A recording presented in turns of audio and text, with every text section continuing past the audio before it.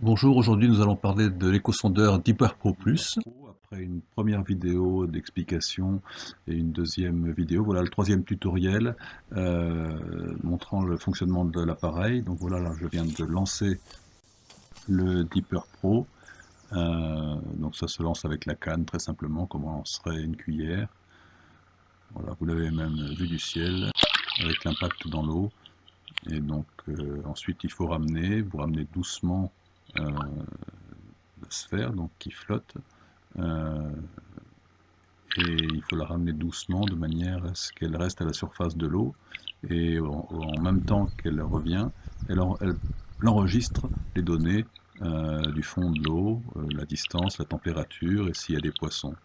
Et donc là vous voyez par exemple sur mon iPhone en direct, vous avez la carte du plan d'eau avec le point noir qui représente le dipper que je ramène, et à droite de l'écran vous voyez le fond de l'eau avec ici une eau à 13 degrés et un fond de 5 mètres.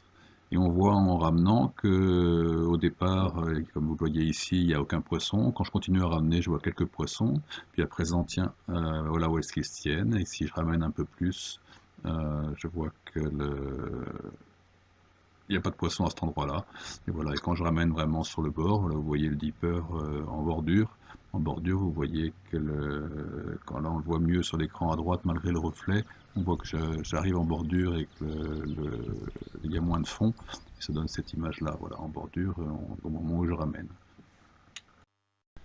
Voilà, maintenant, une fois rentré chez vous, vous pouvez vous connecter sur votre PC et retrouver toutes ces images, parce que si vous vous connectez par exemple sur Google, comme je le fais là, et ensuite que vous entrez sur le site de Deeper, donc vous tapez Deeper Sonar, vous rentrez sur le site, donc vous arrivez sur le site, là, donc là je suis sur le site de Deeper Sonar, ensuite vous créez un compte pour charger vos données sur le site, et donc là j'ai créé mon compte, ensuite sur le site vous allez sur Logbook, vous cliquez sur Logbook, et là, par exemple, je retrouve l'enregistrement qui est sur Internet dans un site privé de mon enregistrement de ma partie de pêche, où je vois les profondeurs. Là, j'avais 1,70 m, là, j'avais 5,50 m. Et sur la partie basse, vous avez l'historique des lancers que vous avez fait, des poissons qui ont été vus suivant le positionnement du dipper sur la pièce d'eau. Donc vous voyez là par exemple j'ai un lancé, un autre lancé ici, et jusqu'à la cassure qu'on retrouve ici. Et donc ensuite je peux également aller chercher d'autres enregistrements. Donc ça c'est un autre que j'ai fait dans un autre plan d'eau il y a une dizaine de jours. Et donc là vous voyez quand je retrouve ma pièce d'eau, et de la même manière, un enregistrement que j'ai fait il y a 10 jours, euh, je peux aller rechercher sur mon plan d'eau euh, les différents lancers que j'ai pu faire et tout mon enregistrement que je peux effacer ou garder, j'en fais ce que je veux, et là je vois mes différents lancers et ensuite les différentes profondeurs du plan d'eau, différents endroits.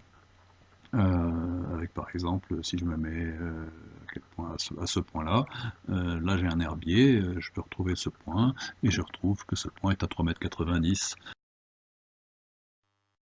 Le seul problème que j'ai pas encore réussi à régler jusqu'à présent, c'est la juxtaposition de mon enregistrement avec la carte de Google Maps. Comme vous voyez à gauche de l'écran, mon enregistrement est un petit peu décalé sur la droite, puisque normalement tout devrait être au-dessus de l'eau. Et donc bon, c'est un petit écart, mais ça me permet quand même d'interpréter correctement ce que je vois.